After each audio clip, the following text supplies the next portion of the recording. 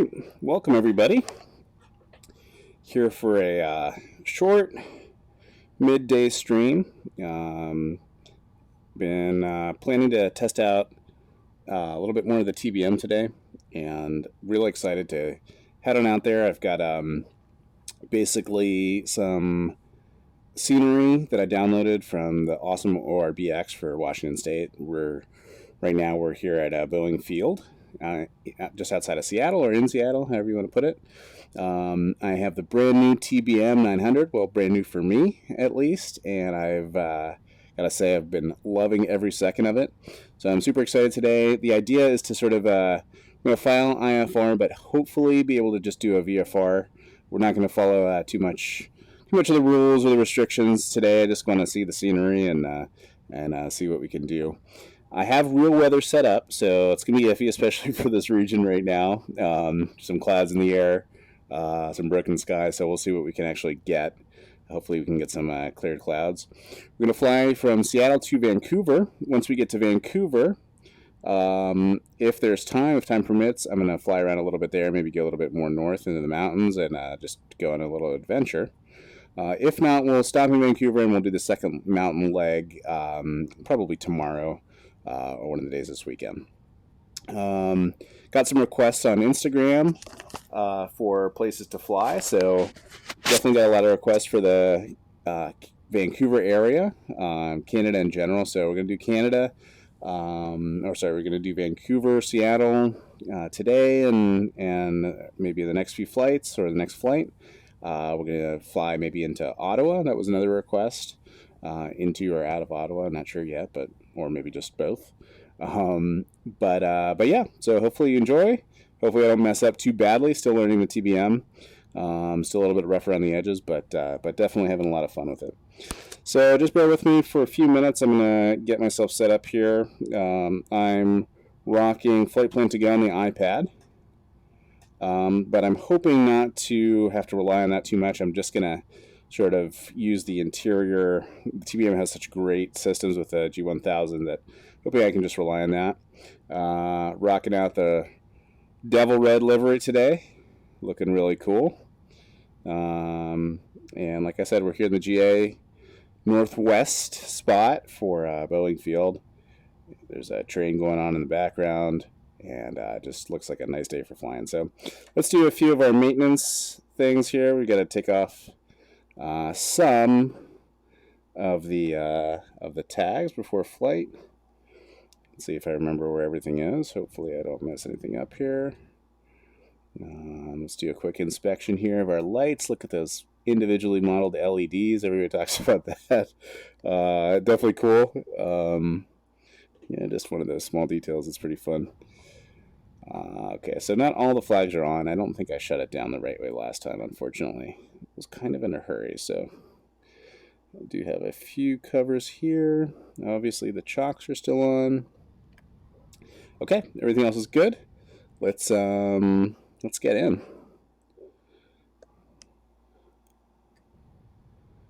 Okay. All right, we'll just do it this way. There we go. Now we're inside. All right, so first things first here. Let's thank you very much. Good to see you here. Just getting started right now. Let's get this chat up in here so you can chat and have a little bit of interaction there. Okay, it's a little bit, frames are definitely taking a hit, so hopefully this will smooth out shortly.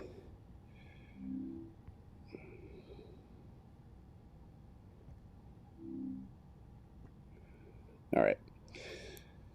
Okay, so let's get a few things started here. Right now we want to go ahead and turn that guy on. We're going to go on GPU power today, I believe, just to give us a little bit more time to get everything set up with the flight plan. In all honesty, I'm not sure at what point I'm supposed to plug in the GPU, but we'll try it out. Battery and GPU. There we go. And there we see it right outside there, humming away. Let me know if the frame rate gets too bad. I'll see if I can do something to fix it up a little bit. It looked like a lot of it got worse, unfortunately, when I put the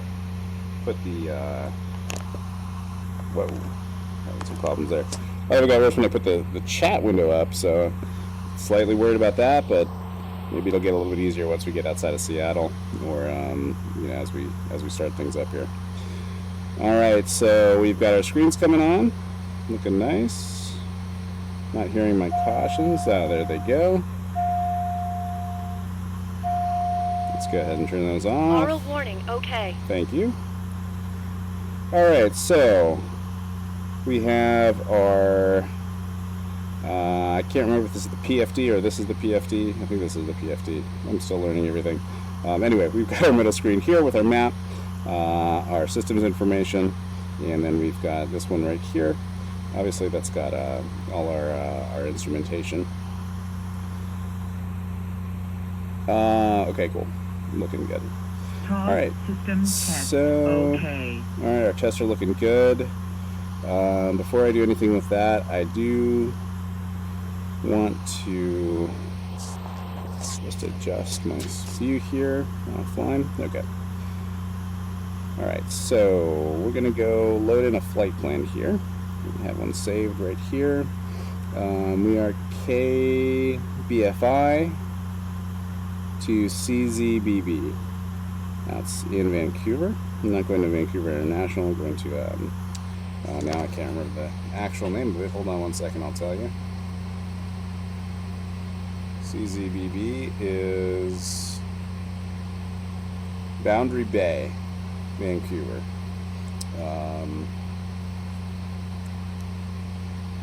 Looks like there's it's got 2 runways. It's just to the southeast of Vancouver International. And the recommendation that I got off of Instagram was that's a more realistic airport for a plane like this to be traveling in. Different ARX cycles. Okay. Yeah, so that's, hopefully that won't be too much of a problem. Worst comes to worst, I might keep the chat out and then just sort of glance at it from time to time outside of VR. I'm really hoping I don't have to do that. In the meantime, here's our flight plan. Right now, we're not going to do any SIDS and stars. We're just going to go straight in. I set the cruise altitude to 16,000 for the flight plan. Let's go ahead and put that in right now. We'll just keep going straight up to 16,000. And we'll do it in vertical speed mode at about 1,700 feet per minute. Heading, we'll fix that in a second. Okay, let's go ahead and get started here. All right. Let's make sure our parking brake's on. It is not on.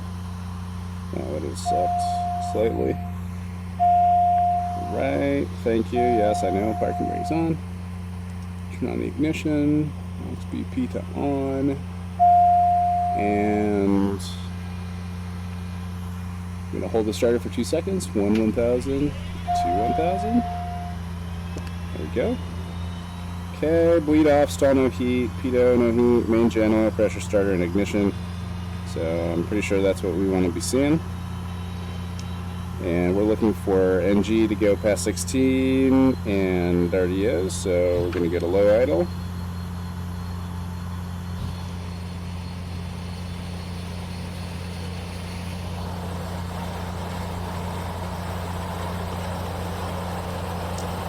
ITT under 800. NG should get us to about 50, and then, yeah, 30 and 30, so we got 30 NG in 30 seconds. It's looking good.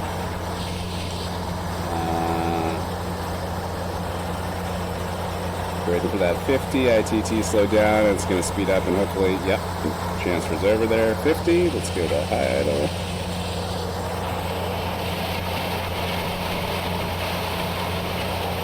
There we go.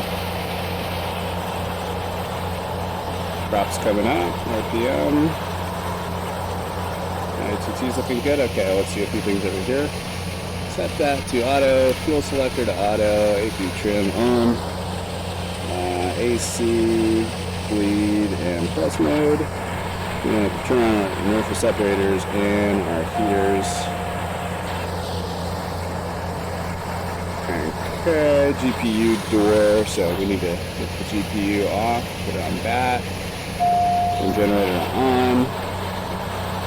And let's take the GPU out. There we go. Oh, GPU door, I guess, stayed open. Let's go. This is inadvisable in real life. That's weird.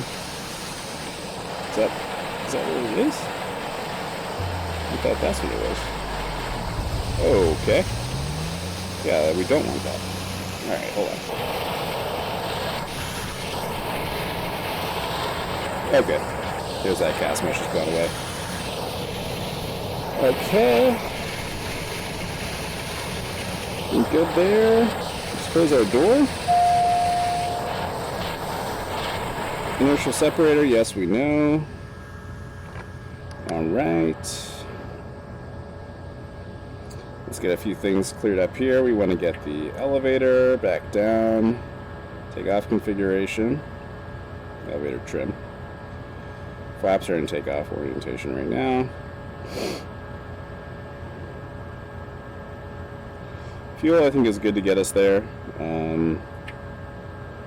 I didn't do the full start here because I'm a little short of time, but actually, yeah, we're going to just keep fuel where it's at. That's a bit quieter, yeah, that's right. It gets even more quiet if you put this on here. Look at that. Not bad. I don't know what your preference is. I kind of like it with it off because it sort of just reminds me I'm in a machine. It's kind of cool. But sometimes, especially if I have to pay attention to ATC or comms or anything like that, I'll keep the headset on. So right now I'm going to keep it off just for a sec. Alright, so let's go ahead and see if we can plug into I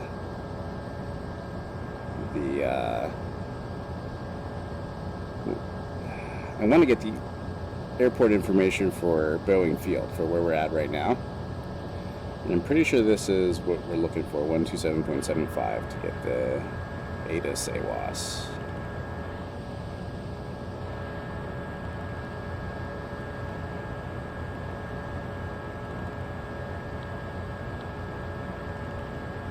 A little harder to get this set up there, but I think it's coming through. Boeing Field, King County, INTL information, India. 1600 Zulu weather. Wind 140 at 11. Visibility more than 10. Sky conditions 3,700 scattered, 6,000 overcast. Temperature 2.1. Altimeter 3001. Arriving runways 14 left, 14 right. Departing runways 14 left, 14 right. Advise on initial contact, you have India. Okay, so we're going at a 14. Alright. And 3001 in the altimeter. A little bit lower pressure than my last flight. Okay.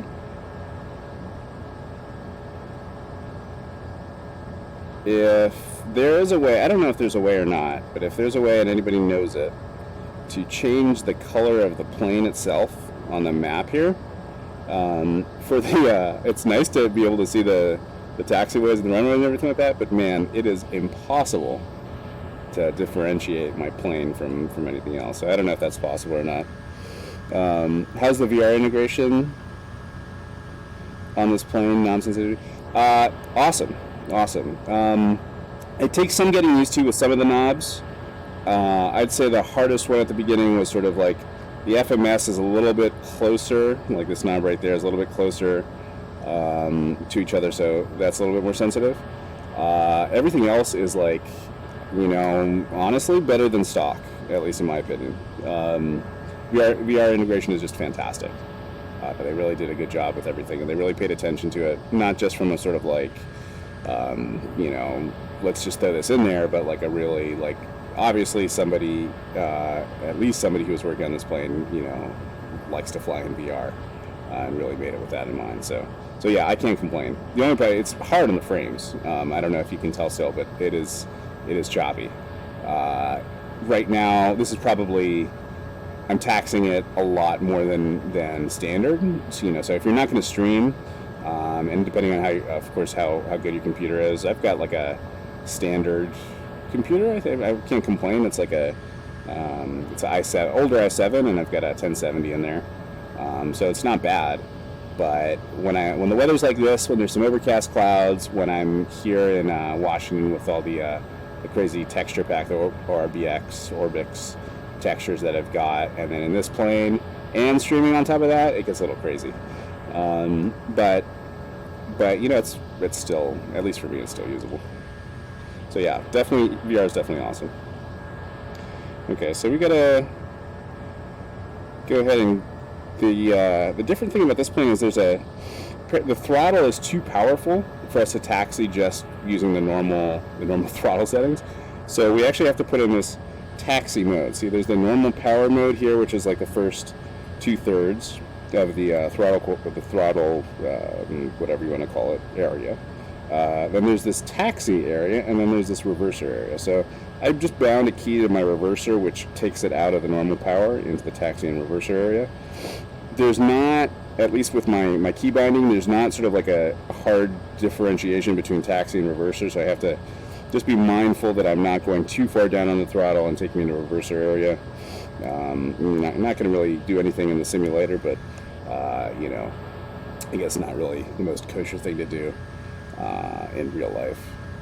So I'm just going to angle this a little bit better here. Don't need that other PFD, so should make things a little bit easier for me to see. Just a little bit better. Sort of like that. All right. So I think we're good to go. We have to go that way, down there. We're kind of in a weird space here. So I'm just going to kind of hope that we can sort of make this left-hand turn. Otherwise, we might break the rules a little bit and go over there.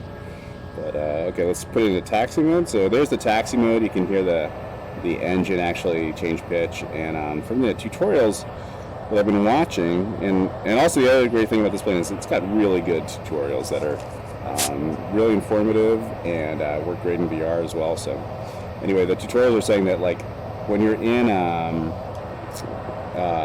taxi mode, the lower throttle inputs you get, the faster the propeller actually spins. It's because it's like, I guess it's feathering differently or angling differently. I don't really fully understand it, but anyway, it sounds a little bit different. Okay, let's see how good our turning radius is here. I think it's pretty good, actually. Yeah, I think we're gonna make it just fine. Okay. Random carts or out of control food carts like that the catering cart in Chicago. I don't know if you saw that video that's been floating around of a catering cart, I guess, that was just like totally out of control and spinning, nobody at the wheel, and got really close to some sort of biz jet. I don't know exactly which kind, but it was right about to smash into that and probably cost somebody millions of dollars worth of damage. And then some quick thinking ground personnel, jumped in like a some kind of loader or something like that, and just slammed into it to stop it. It's pretty crazy. So we're on the taxiway. We're gonna taxi down to the end of this. Okay, so there's a slight problem there that switches quickly from taxi to power. And I feel like I'm taxiing slowly, but I think it's also the frames that are sort of giving me that impression. That's a shame.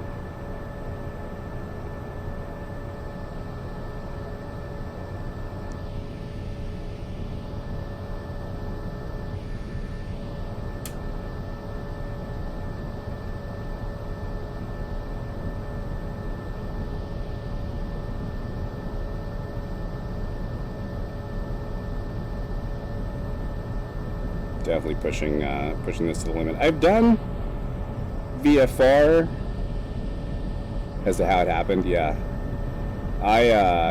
me too.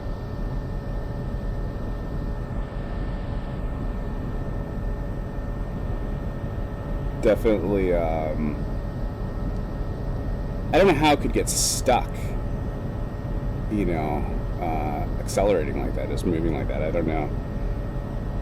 I don't really know too much about ground operations. Like, I don't know, are those things electrical? Or are they gas powered? I'm guessing some of them are electrical. I don't know about that one specifically, but I don't know how it just like sort of gets stuck moving around like that. But yeah, pretty crazy.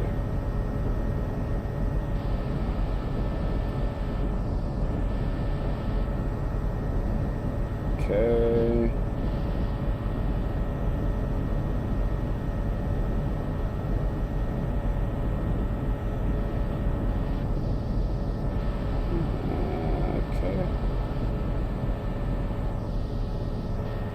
We'll go all the way down.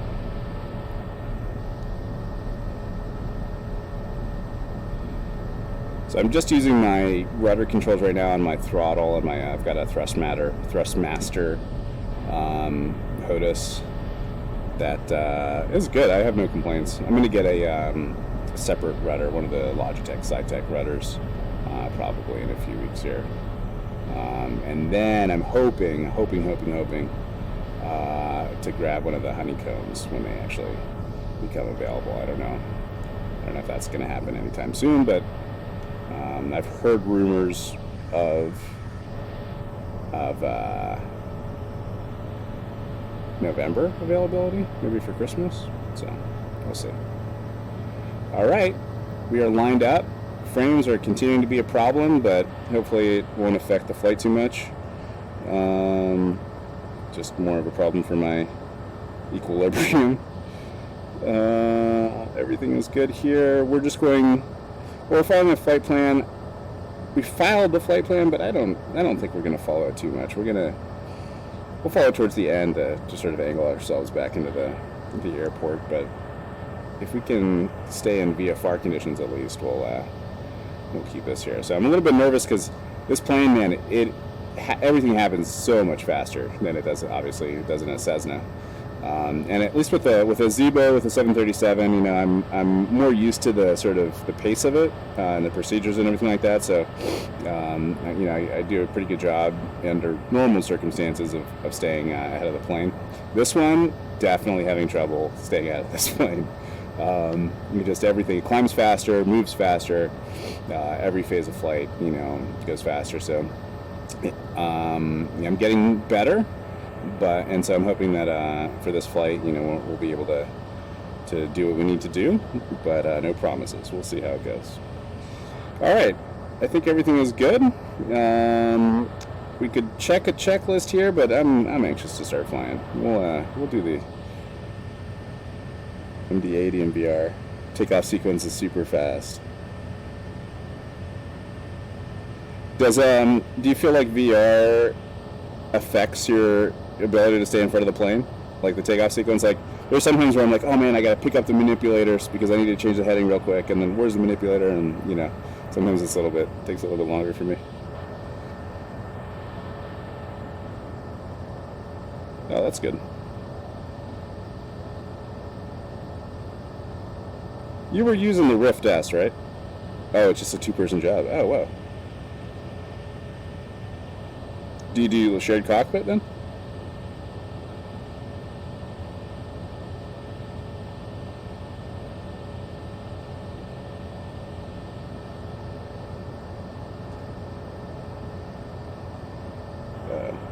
Okay, there we go.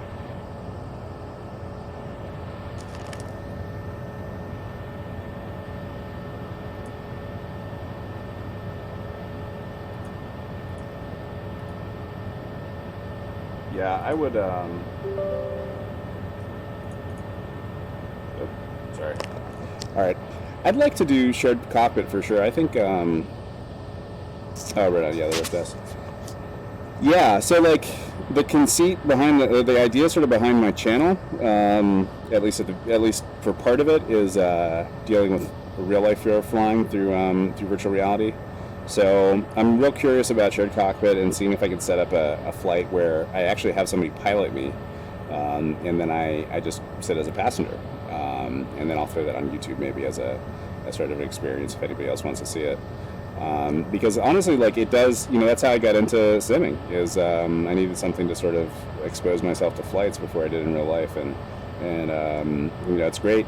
What I'll do now is I'll get up in the Zebo and I'll set everything up and I'll do the takeoff and get up to cruise, and then I'll go sit down at the passenger room. But it would be cool, sort of, just to do the whole thing with the taxi and the run up, all this stuff. So, all right. Too much talking. Let's get ready to go here. I think we're good on everything. We're going to climb out at 50% torque and then apply a little bit more power once we get airborne. I don't know if that's fully advisable, but like I said, I want to try to stay ahead of the plane for right now. Okay, airspeed's alive.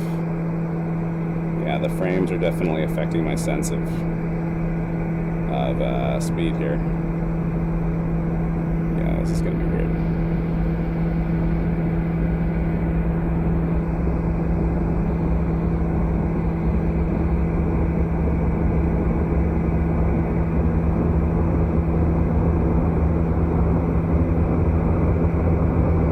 Okay, 90 knots, rotate. Okay. FSE flight not started. Okay, yeah. Positive rate, gear up. A little more torque. There we go. Yeah, that FSE, I have not started Flight Sim Economy, but I did sign up and start installing all the plugins, so we'll get into that relatively soon, but right now my attention's sort of totally occupied by this flight. Okay, so we're going to make left-hand turn, maybe cross over Mercer Island, and maybe do a little bit of VFR flight over downtown, and then we'll be on our way. So yeah, speaking of staying ahead of the plane, it's just setting the trim right to get the right climb speed is tougher. It definitely moves fast. Okay, so let's go ahead and that's the other thing that would be helpful if we set yaw damper on. Okay. Love that scenery. In my mind, as long as I don't get dizzy, in my mind, this scenery is worth the low frames. It's not the same for everybody. Some people, frame rate is, it's obviously important just in general, but for some people it's, it's a must-have. For me, it's like, at least in VR, it's, as long as I'm not getting sick, which does happen sometimes, but as long as I'm not getting sick, I'm not too concerned. This type of experience, I think, is pretty cool. This out. Smart Copilot. Okay, I'm going to check that out. I've heard, I don't know if it's that one that I heard about. Somebody, I don't know if it was on Reddit or on Discord, was talking about shared cockpit, and they were recommending one, saying it was really good, and they were saying that. And now, again, I'm sort of like just totally paraphrasing, but I think what they were saying was that they're going to eventually, like, what's in the works for their update is to have multi-crew, so not just two, but like you could simulate passengers, you could simulate flight attendants, just like, you can get a lot of people in your plane at the same time. So I don't know if that's that one or not. I don't know, just a tidbit. Of course, like all the news right now, as it should be, I think, at least in my opinion, all the news right now is on Microsoft Flight Simulator. Bunch of simmers and YouTubers released, I guess there was an embargo to September 30th, and then bam, like I just woke up one day and everybody from like Frugal Sim to Flight Chops, like everybody just had a video up talking about their trip to Seattle, and it looked awesome. But big butt here. The VR response. I don't know if you saw that. Can I stop? I gotta pee. Yeah, I'll stop. As long as you don't mind if I stop again when I have to pee.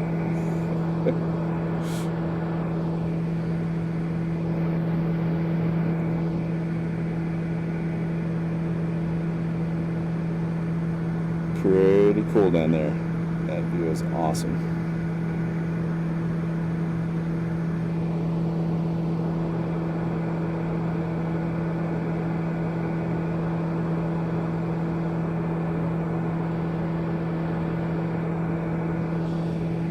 So let's go ahead and take the inertial separator off. I have to trim down a little bit to deal with the increased power that we get from the engine.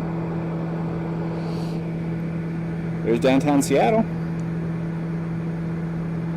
There's one of the stadiums. I'm not sure which one. I don't know too much about Seattle sports. What is it? Mariners, Seahawks, Sounders. Yes. It's a cool city. I've been there, let's see, twice, maybe 3 times. But really the only time, I've been there as an adult, I think was about 10 years ago. But man, it is just this beautiful area, that whole area, Pacific Northwest in general. Okay, torque is way too high. We're not supposed to go above 100. Yeah, no support. Yeah.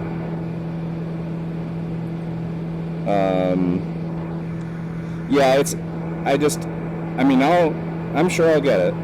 I'm not saying I'm gonna avoid it, because it looks like it really is gonna be something groundbreaking. All right, let's get back on the GPS course here. But yeah, that was disappointing. I get their answer, which is that like they don't want to do sort of like a half measure that just really isn't well implemented, and I respect that, and obviously like I'm not gonna it's a lot harder to develop for these things. I just feel in general, it's easy to be a sort of an armchair fanboy and say they should do this, they should do that, but actually doing the work, you get a lot of respect for me, and at least I try not to criticize too much. So I'm disappointed. They'll do it how they do it. I hope that it does get implemented. I'm sure I'll buy it and play it outside of VR. And I would be very surprised if over the entire life cycle of the new game that there'll be no VR support. I'm sure at some point they'll come in. Okay, so we are in IMC. But hopefully we get out of this, at least for the purpose of the video, which is a VFR chip. But let's see if we can clean up the plane a little bit, and we're gonna get back on. So this is kind of like what I'm talking about with letting the plane get ahead of me.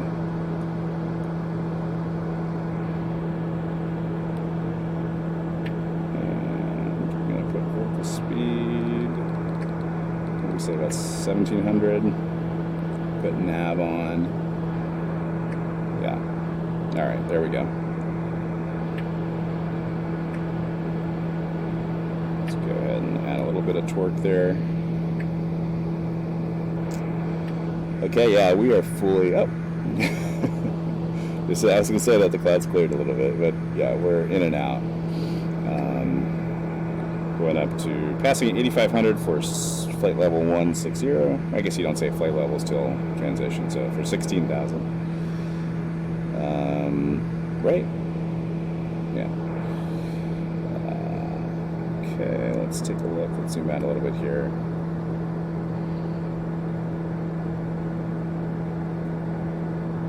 So we're still in this crazy Seattle airspace in real life. In sim life, I'm not caring too much. I'll get there eventually. I'm not quite. I'll just be brutally honest. I don't think my skill level is quite there. I'm still sort of just piecing things together bit by bit.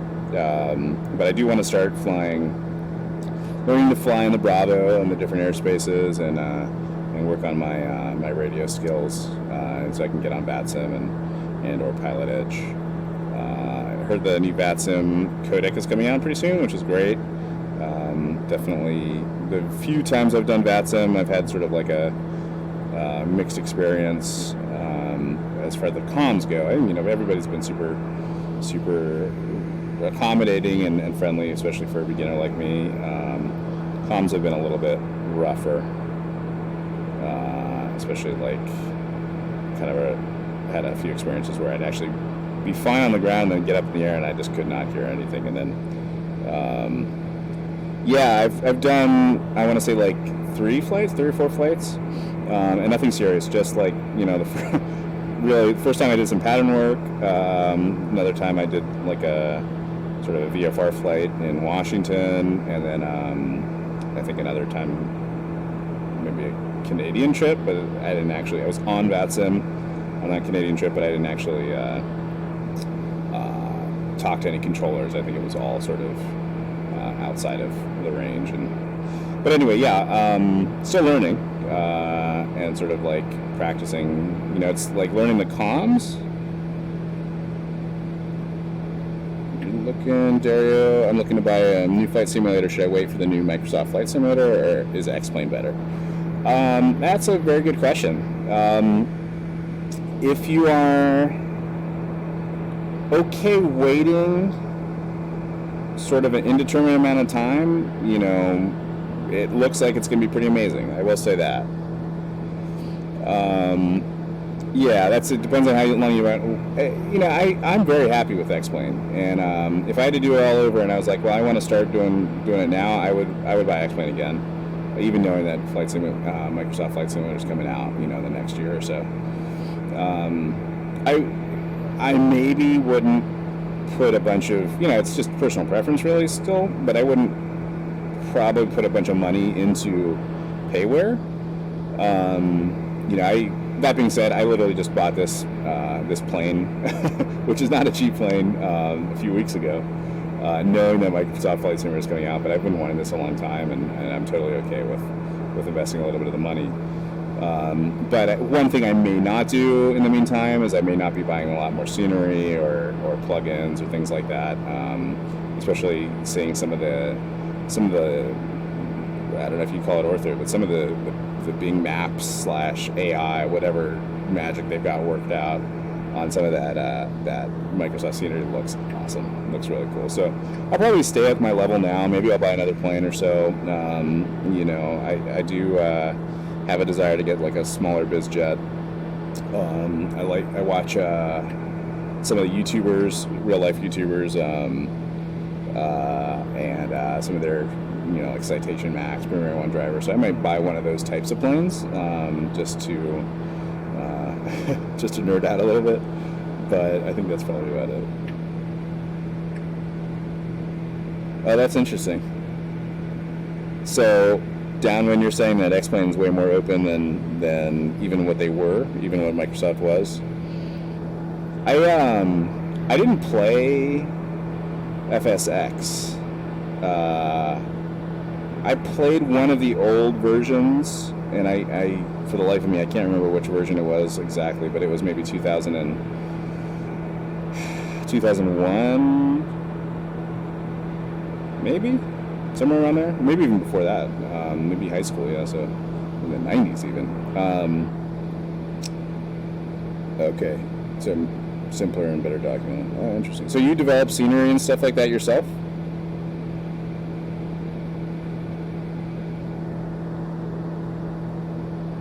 Dev team is usual. Oh, cool. That's really cool. Feel free to throw links to your stuff up in the chat or send a message. I'd love to check that out.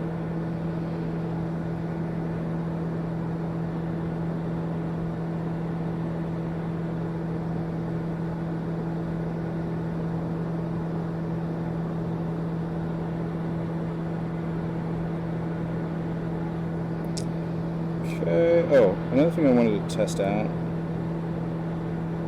is the weather.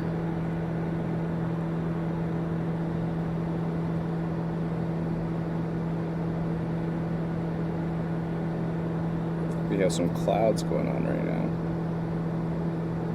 I'm gonna test this out. Okay, we're getting to 1,000 to go. Bush flying. Oh, that sounds really cool.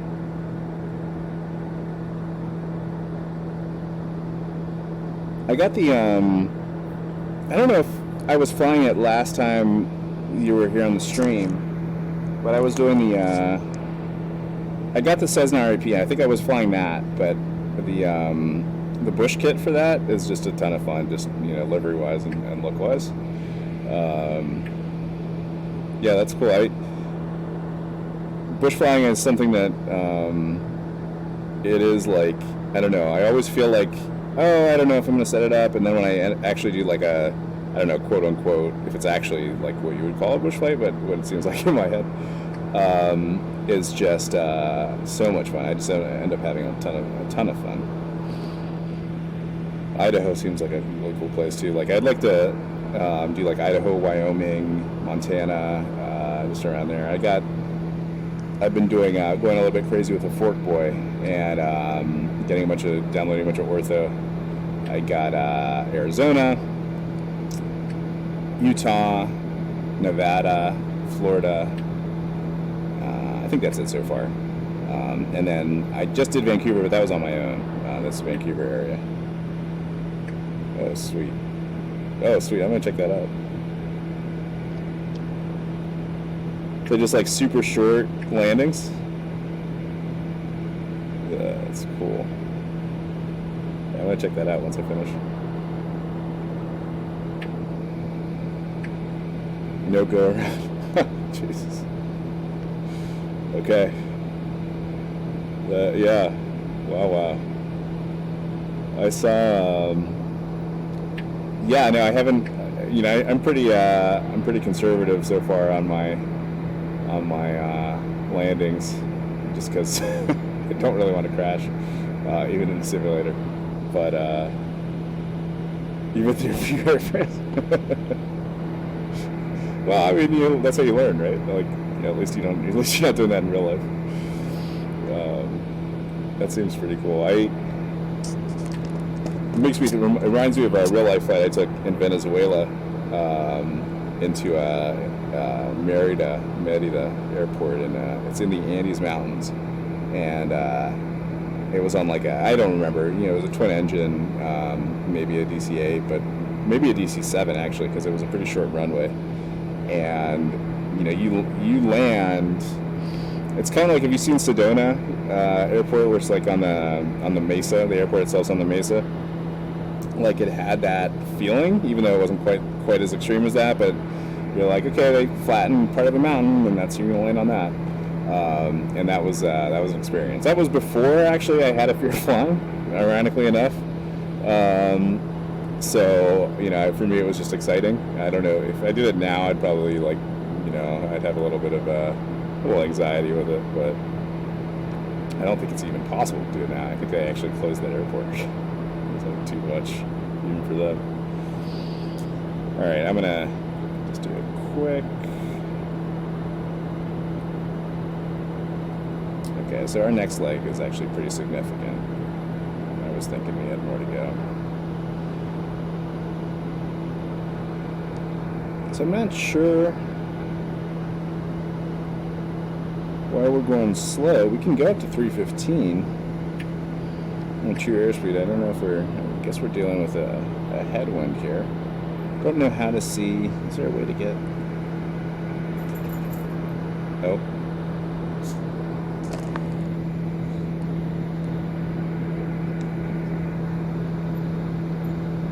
Oh wow. Major rookie mistake I just noticed. Wow. And then talk on Discord. Okay. Yeah, dude, absolutely. I'd absolutely like to take you up on that. Do you have a day? I'm going to talk and not draw attention to the fact that I'm flying with my flaps down. I just realized that's why I'm going so slow. So let's just all pretend no one saw that, and we'll continue. Whoa. Wow, my sim did not like that. wonder if, yeah, I did not like that. I'm way too fast to even bring the flaps up. That's crazy. Yeah, thank you. Yeah, nothing happened. Just mysteriously started going a lot faster. There's the airspeed I'm looking for. Okay. So yeah, speaking of staying ahead of the plane. All right. Anyway, back to my question, or back to what you were saying before. You guys fly, you do some bush flights together, and then you talk on Discord. Yeah. So let me know what days you guys are doing it. I'd love to join that in. And I don't know if you have like. Yeah, I'm an old guy. I'm not super Twitch familiar. I don't know if you. I'm assuming you can message and stuff like that. Usually in the evenings. Okay.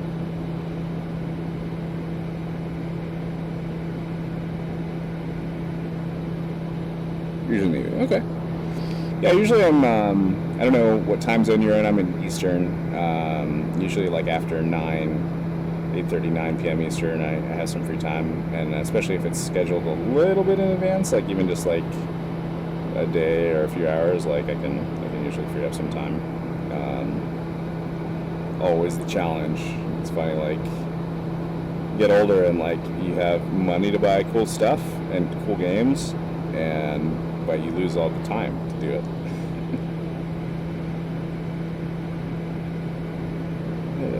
I should sell my house. On seeing the airports like JFK, Dallas, and Amsterdam cost like 25 euros. Are there free downloads? Because if I had to buy them, I'd sell my house. Yeah, there are free downloads. It comes prepackaged with. I mean, there's some of the major airports and cities. There's some stuff that's modeled, not like super detailed, but it just as part of the default X-Plane installation. Okay, I will. Yeah, just send me a link and. Oh, wow. Okay, yeah, send me a link. Hey, my sim is taking a beating here with the frame, so if I do disconnect, I may not have time to redo everything because I do have a hard stop in about 45 minutes. So if that happens, thank you guys for joining, and look for me in the next day or two. I'm sure I'll be streaming again. Please, feel free to message me, whatever. So that's just being said, just in case I get a disconnection. That little stuttering is making me a little bit nervous. But anyway, so yeah.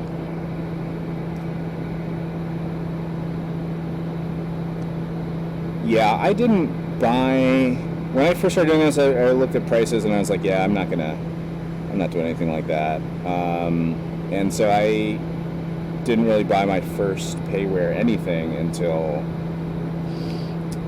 maybe about 2 months ago, and I've been playing X-Plane since December of last year.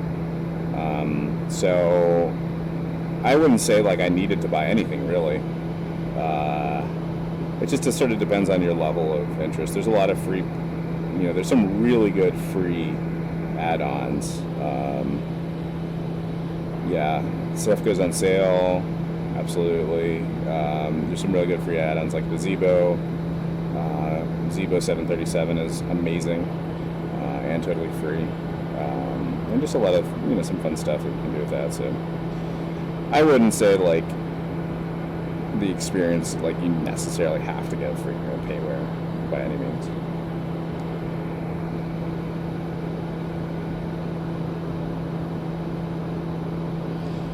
Okay, so now that our flaps are back up, things are looking a little bit better.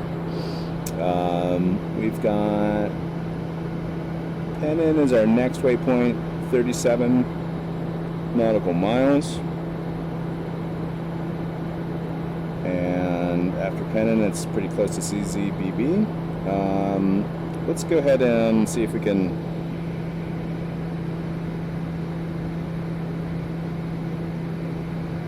Okay, sweet.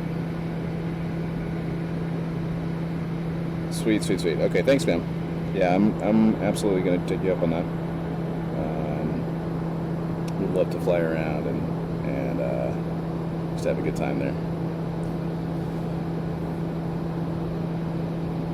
I did I think I mentioned it last time. I did a sort of cross country Chicago, Illinois to Anchorage, Alaska trip, and I did a lot of flying through Vancouver or through Canada, Yukon on the way down there, and I didn't really ortho it up, but even with just the default scenery, it was just a blast. So 125.5. Let's go ahead and put in the ATIS in.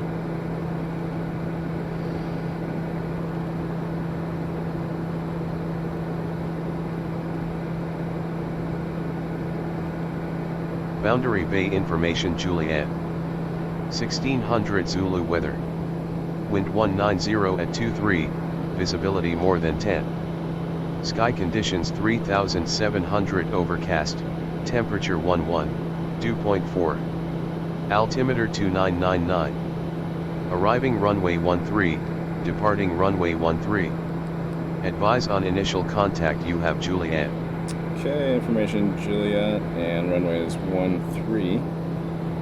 So what I'm trying to get at here is chart. And this is what I still don't know how to do.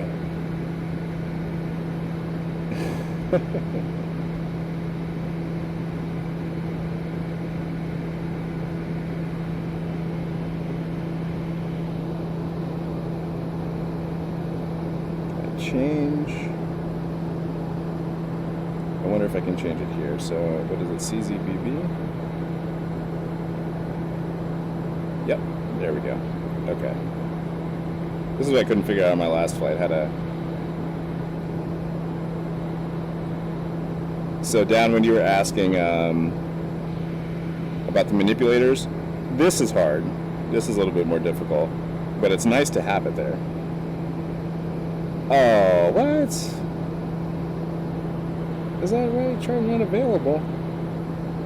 CZBB, that's what we're looking for. I guess maybe it's just the United States. Oh, that's a shame.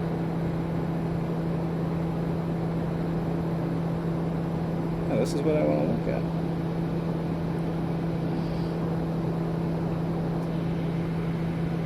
Yeah, I love this. This and the, I mean, if for nothing else, the chart integration and the synthetic vision would be just worth the price of the plane itself. Just so much fun. And I was flying the 172 a lot, and I didn't really fly too much of the default. Oh, maybe that is why. Okay, there's probably a way to import them into this, but I'm not going to worry about it too much. We want runway 13, so I'm guessing it's this guy right here, going this way. Let's see if we can load up procedures though. That would be good.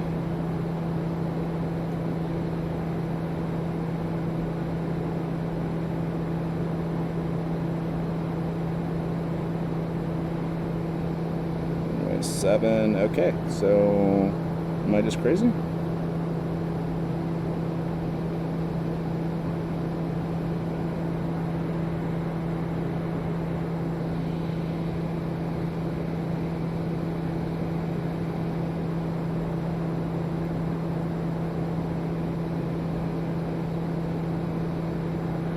Listen to that ATIS again. Sure Boundary Bay information Juliet. 1600 Zulu weather. Wind 190 at 23, visibility more than 10. Sky conditions 3700 overcast, temperature 11, dew point 4. Altimeter 2999. Arriving runway 13, departing runway 13. Advise on initial contact. Okay.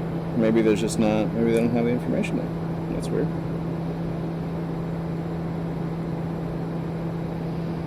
07, 07, and 31.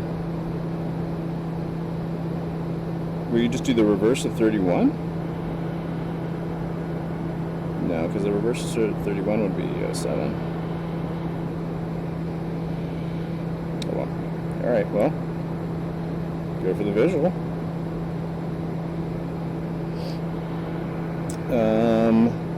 The thing I don't know is if it's going to show us our VNAV profile and show us top of descent, because we need to be at 5,900 at Pennon.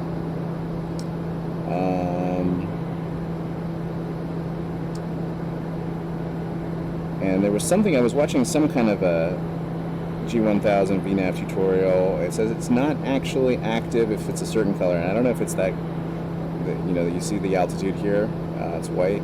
I don't know if that altitude as white means it is active or not. You have to actually set it and activate it.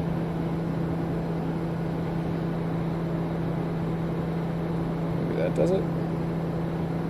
Yeah, that did it. So now it is active.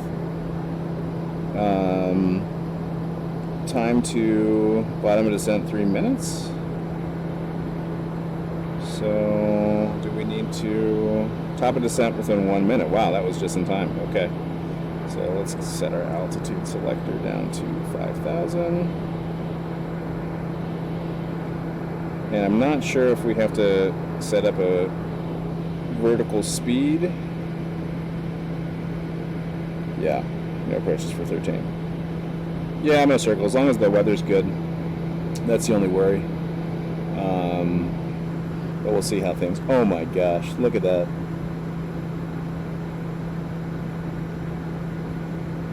That's the downside of spending all my time looking at the instruments, is just miss this beautiful scenery down there. Wow.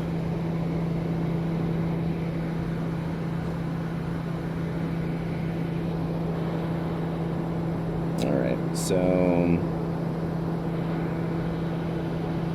I'm not totally sure if our VNAV, I'm gonna hit VNAV, but I don't know if it's actually gonna I have no idea. Let's take out off maybe?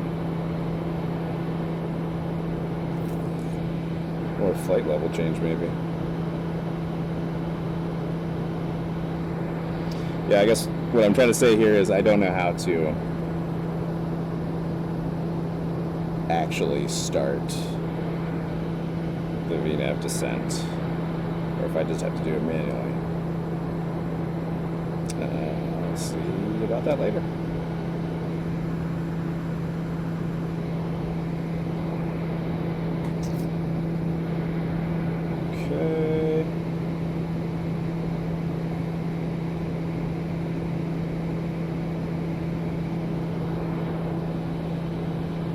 Okay. Thanks anyway. No, yeah, no worries. I have to just make it through one of the tutorials. A lot of times when I have enough time to actually watch a YouTube video, I'd rather just be flying. So sometimes I'll listen to the YouTube tutorials in the background, like at work or something like that, but obviously it's not the best way of learning, so I'm gonna have to actually sit down and devote the time to reading some manuals and looking at some videos. But yeah, I'm not sure about top of descent, so we're getting pretty close. We're just gonna start descending. Let's see if that flight level change does anything. L to S. No. It's going to go vertical speed.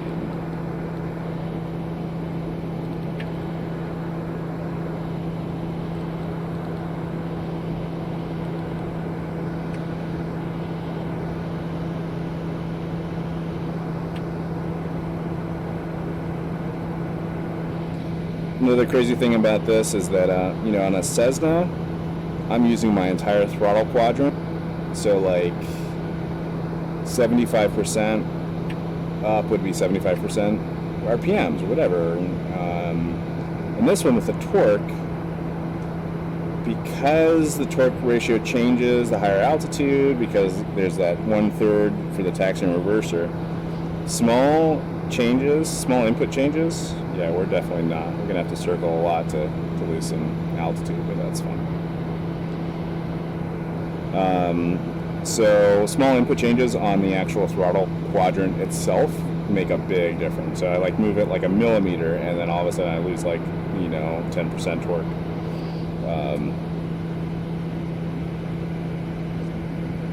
Just in the same, down to 3,000. So I'm not sure I'm understanding. Thousands to lose 3 times 3.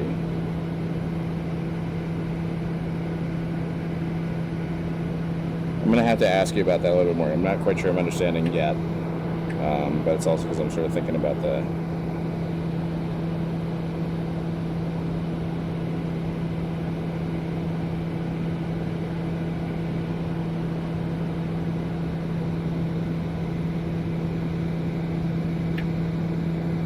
So to lose 12,000,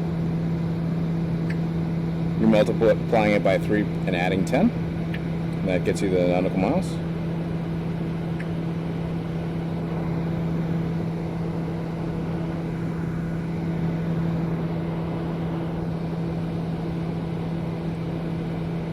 Right. Yeah, but what's the 12 represent there?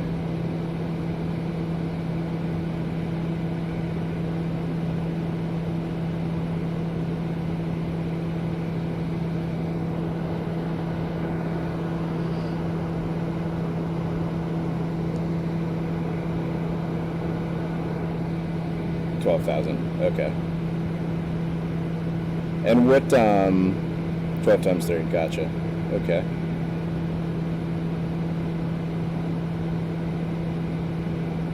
Does that change based on? So does that formula change based on what vertical speed you're descending at?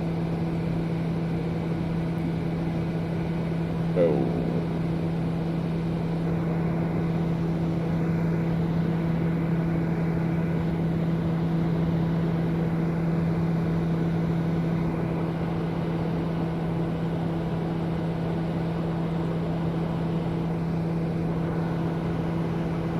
Okay.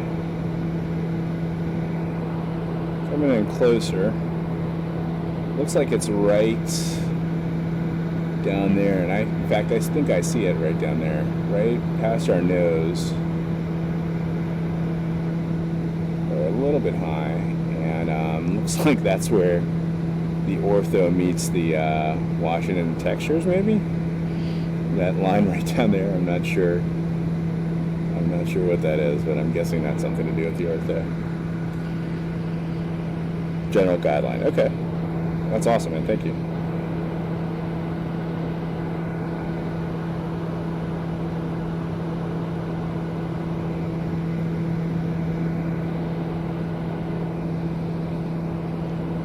Alright, so I'm going to hand fly. Let's see what time it is. 1:30 p.m. I promised some Instagram peoples that I would do some flying around this area, so I may just go rogue and not land here. So yeah, I'm going to extend this a little bit. I'm also recording this. I might edit something together for YouTube later. So I'm going to keep us at about 8,000. And I'm going to cancel nav and put in heading because I want to go explore some of these mountains for a little bit.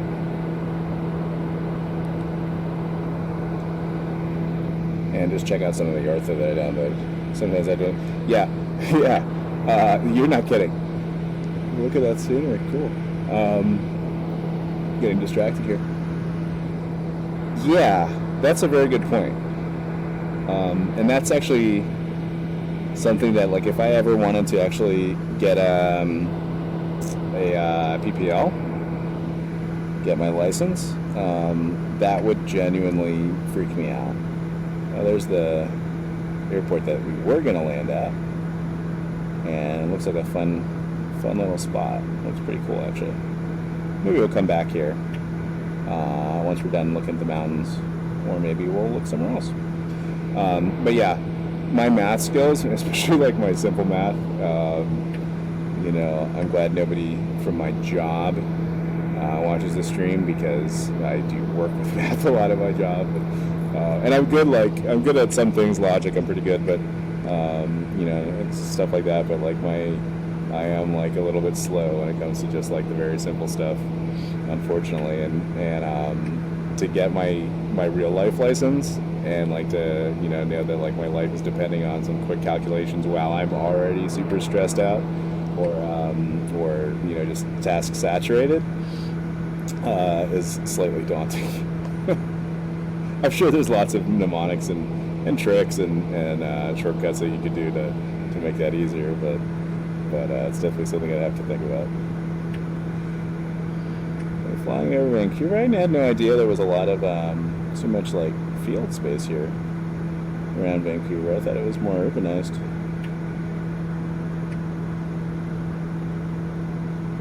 I guess we're still pretty far out in the outskirts there.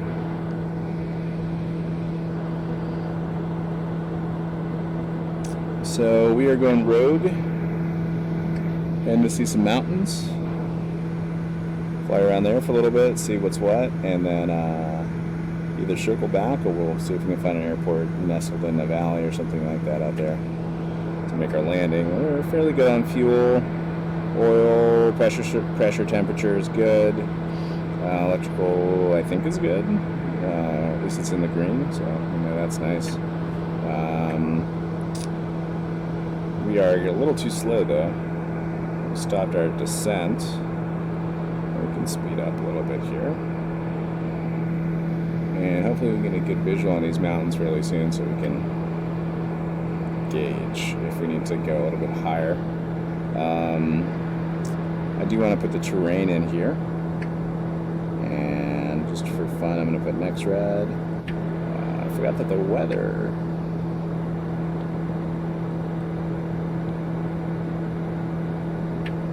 Yep, here's our weather. That was still going. That's pretty cool. I don't know if this is showing precipitation or clouds, because it looks pretty clear. Maybe X-Plane just not modeling it? Not sure on that one. I will say one thing that I wish they could change. I don't know if it's even possible. Sometimes like things that seem simple to fix are actually quite difficult. For example, when I made that gigantic mistake and just continued to fly with flaps in, the only way, what I realized, like besides noticing that the speed was way lower than it should be, I glanced out of VR and looked at the actual screen, and there was a big yellow message up there saying, your flaps are on, you're a crazy person. I wish that kind of thing was available in VR. There's been a few times where I've noticed stuff like that, or I've made mistakes, and I take off my goggles at the end, and I'm like, oh wow, there was a big thing flashing the whole time. So maybe an update, if anybody from XAVA, I don't know who's the developer for this, if Hotstart is technically a developer or the sort of the product line, but if anybody's listening, and if that's an easy fix, that'd be awesome. Just get some sort of a pop-up notification inside of VR.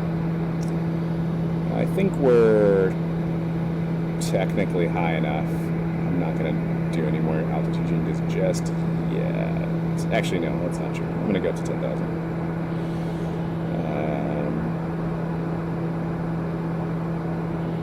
We'll do vertical speed again. I guess I have to put it in first. We'll just do a more gradual descent, 1100. And I'm going to go a little bit into that valley there. Follow this.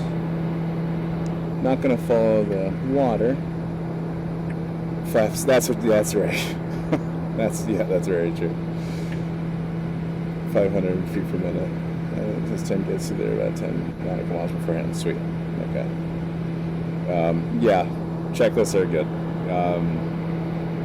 Yeah, I sort of like. I feel like with the 172, I'm at the place where I'm just starting to like. Okay, let me do checklists. Let me start thinking about like slow flight, or not slow flight, but like learning some maneuvers and taking some of the training wheels off. I am not there yet on this guy, unfortunately, but I'll get there. But yeah, the checklists are definitely a good idea. I think there may be even like a knee. I mean, there's a checklist here, which is super cool. Midwest, right on, man. Yeah, me too. Yeah, see you next time. I'm gonna check out your links and get on that Discord and hopefully make a little bit of time. My schedule's always a little bit tough, so I can't make any. Harder for me to make direct promises like exact times yet, but anyway, I'll get on there and we'll talk more. Yeah, thanks for watching, man. Have a good one.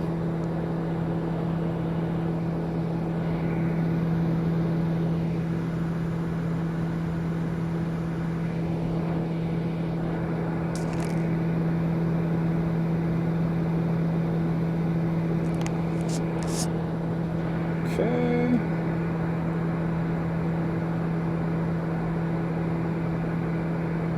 That's Vancouver right there. I'm looking at the nearest airports. We're not going to do that one yet, but just want to look at some of these mountains here. Oh, that's cool down there.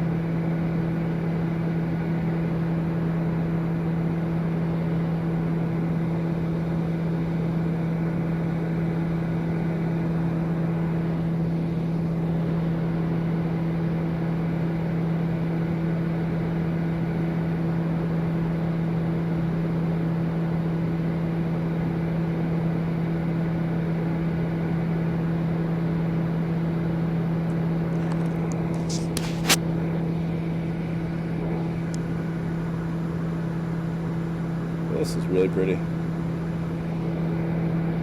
I don't know where Whistler Mountain is, but I remember that from visiting this area a long time ago, that was like super beautiful and super cool.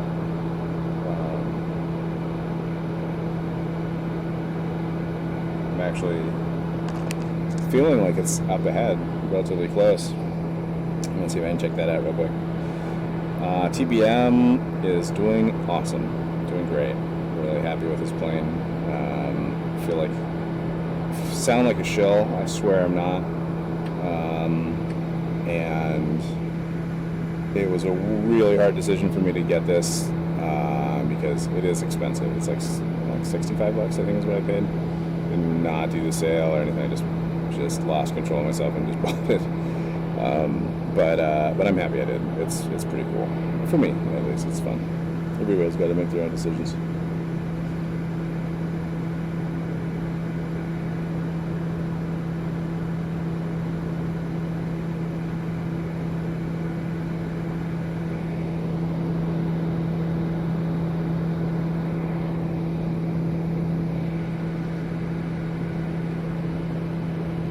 Just some gorgeous scenery up here. So if you're just joining, we left from Seattle, Washington, and flew VFR past downtown, through the city a little bit, and then we followed a GPS flight plan. We loaded up from simbrief.com to get to Vancouver area with the original intention of landing in a smaller airport southeast of Vancouver International. But once we got here, just sort of time allowed us the ability to fly a little bit here through the mountains, and the weather seems to be fairly good, so we're going to take advantage of that. We're going to fly, I think my plan right now is to keep doing this for a few more minutes, look for a airport somewhere here in the valleys, to land at and call it a day. I think I need to be, it is about 2 p.m. almost, sorry, it is 1:42 p.m. right now where I'm at, and I want to be able to stop by 2, so I'm going to hit this mountain range right now, and then I think we're getting close to Whistler, actually. Let's see. CAE5. Interesting.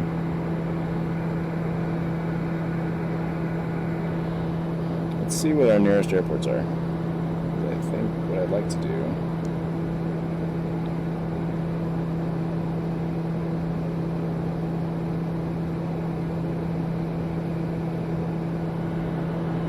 CYSE.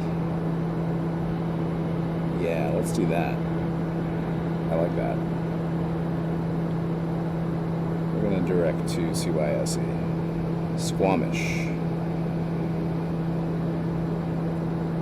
Okay. So that's where we're going to land once we get through this area. And I believe it may be in that valley right down there.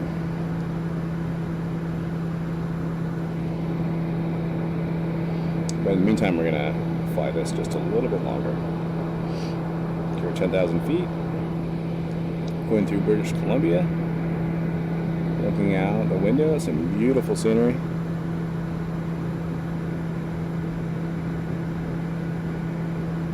A little bit greener than I expected.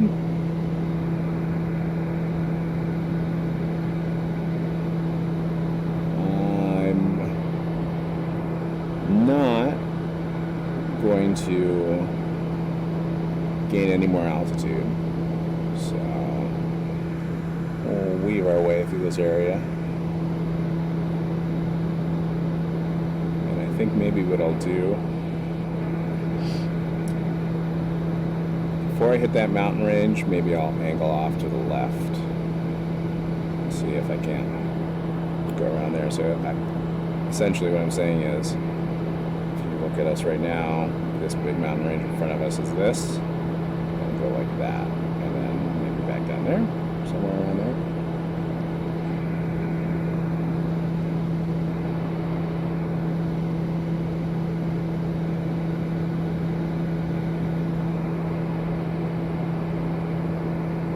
A little bit like that.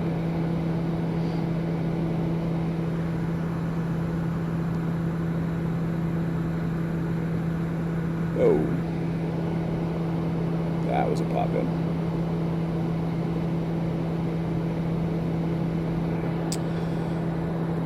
Let's see if there's any procedures available for this airport. Nope. Make it more interesting. So, VFR is the name of the game. Hopefully, conditions stay good. We do have the synthetic vision, worst case scenario. Take a look at that. So I'm not too concerned. The advantage of flying in a sim will get you. You can do some stuff that would not be advisable in real life. Okay.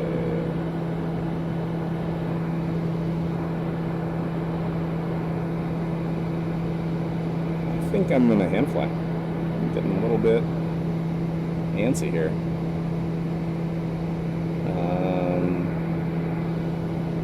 We'll just keep.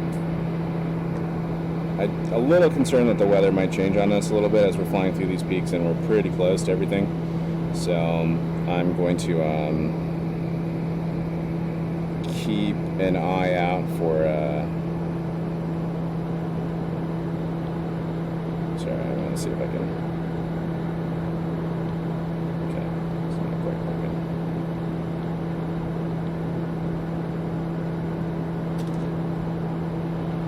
That's annoying me. Alright, whatever.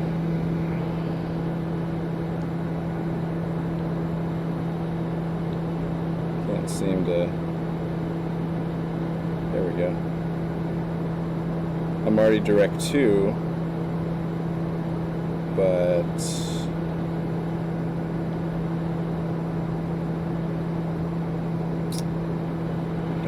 it's doing that.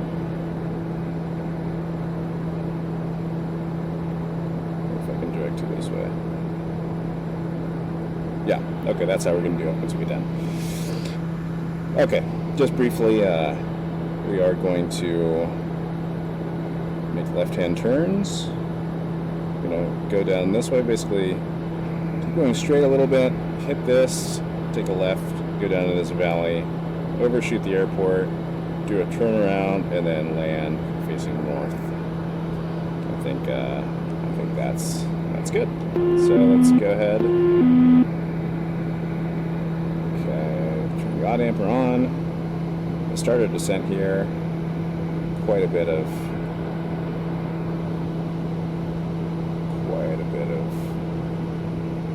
issues right now.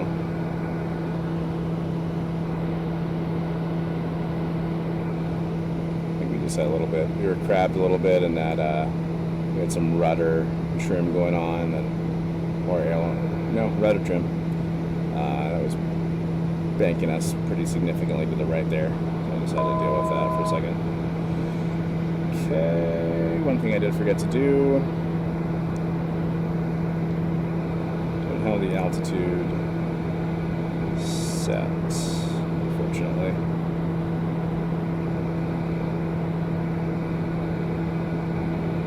Descending way too fast though, especially in the middle of the mountains.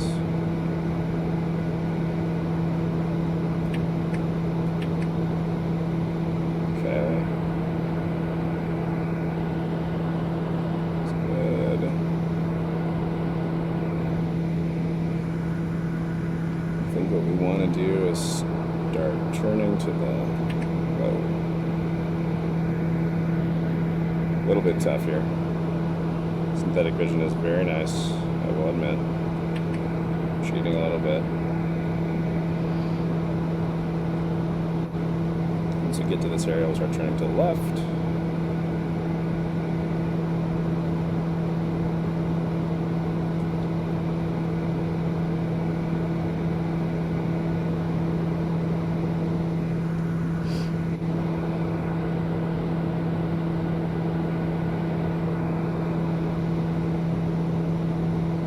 Now we're fully in IMC and totally going off the rails. So let's just hope we don't fly into a mountain. That would be bad.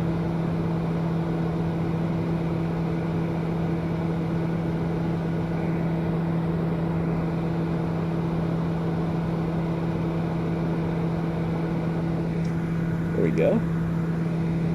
Okay.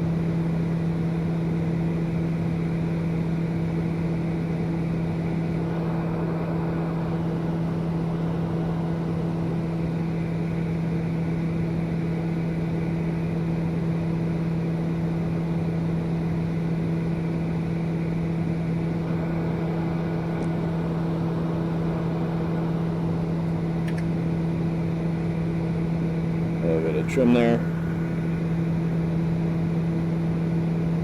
So I think what we're going to do is go ahead and follow this winding river down to the valley.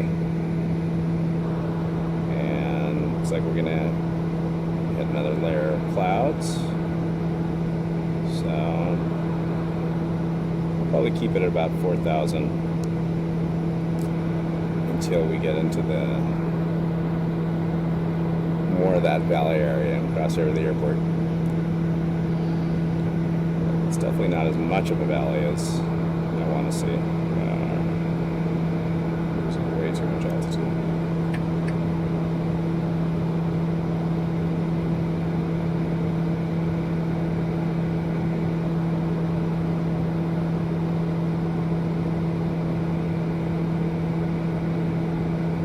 The nose pitch is a little bit higher. So it's definitely like a little bit of a trick to think about. Like the horizon looks different on this plane than it does like on a 172 or even the 737.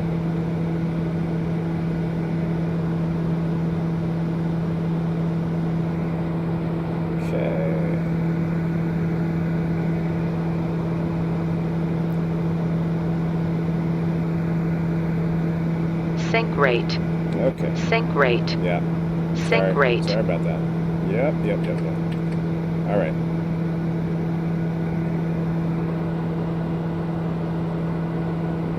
Curious.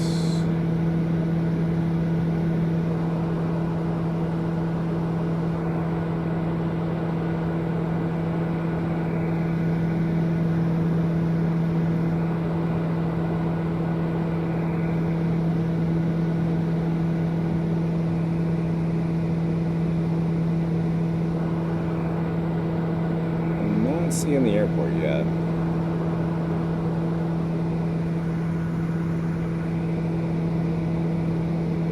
I am seeing what looks like maybe the tile of my ortho down there. I'm not totally sure.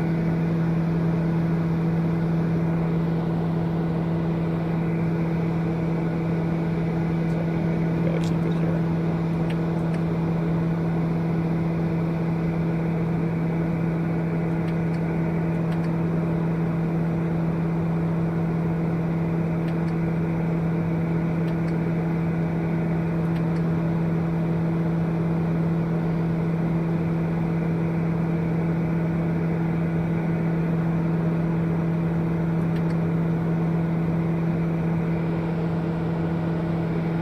Okay, here's our valley that we're looking for. I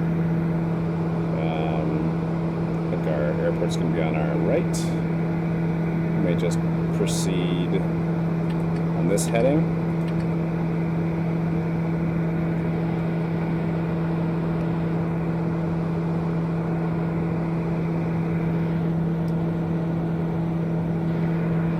And we're going to zoom in just a little bit. Okay.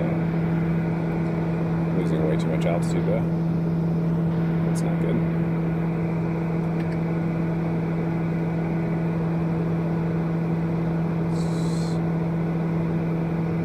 Go just a little bit higher.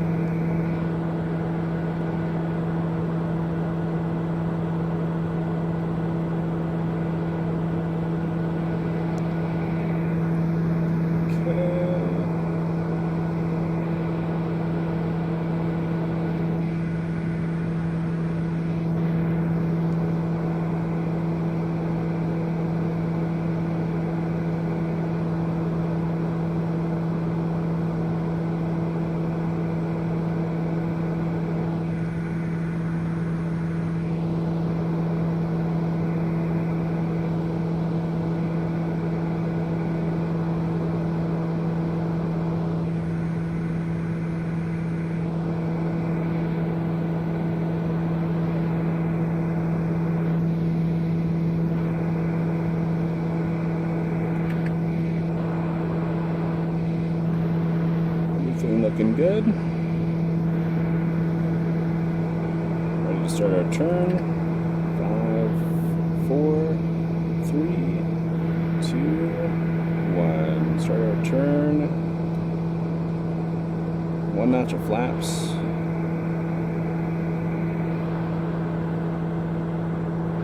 A little bit more torque.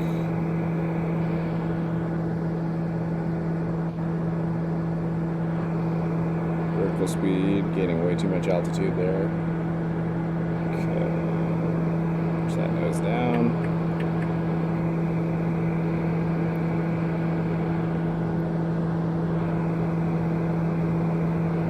Okay, better. Keep turning.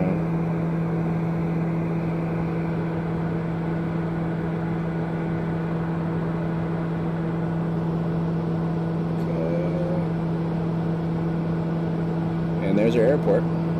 Great. Put a notch of flaps in. Landing gear. And Landing put our landing gear down. Landing gear. Landing gear. Landing gear. Landing gear.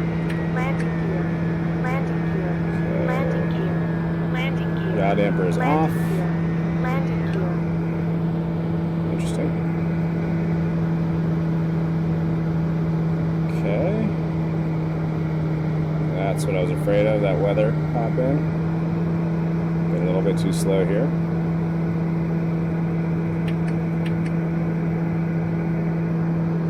Speed it back up. There we go. Torque at about 50%.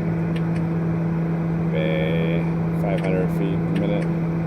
Descent rate. Actually need to go a little bit lower. Yep. Landing gears down 3 green. 500. 500 feet. Watch those power lines to our left. Watch our speed. I think we have happy lights. I don't think so. Whoa, okay. Sync rate. Yep, Sync rate. yep. Okay.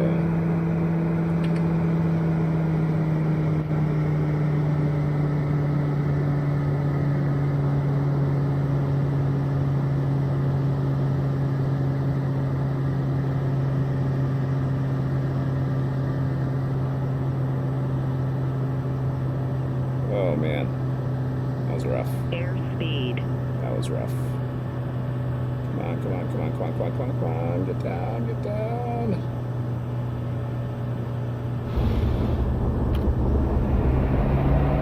Those reversers on right away. Oh man, that would have been a go around. Okay. That was it, guys.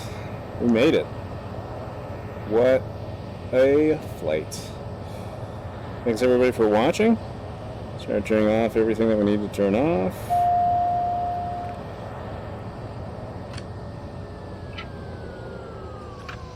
And we landed here just north of Vancouver, outside of Whistler Mountain. Very cool flight leaving from Seattle, Washington, doing mixed VFR, IFR in this whole area. And just turned out great. So definitely appreciate the suggestion I got on Instagram in order to fly in this area. Definitely a fantastic suggestion, so thanks so much for that. All of you guys who mentioned Canada. We still have probably some more flying to do here in this area, and some flying to do up in the Ottawa area, so that'll be forthcoming. Okay, everything looking good there. We'll check the... I think it's the payload manager, yeah. So, yeah, that can't get set yet. Where do we put our flags? There, chocks. There. Is that it? I think that's it. Anything back here that we have to do? No, I think that's it. All right, guys. Well, thank you very much for watching. Appreciate it. I should be back hopefully later this weekend for some more streaming.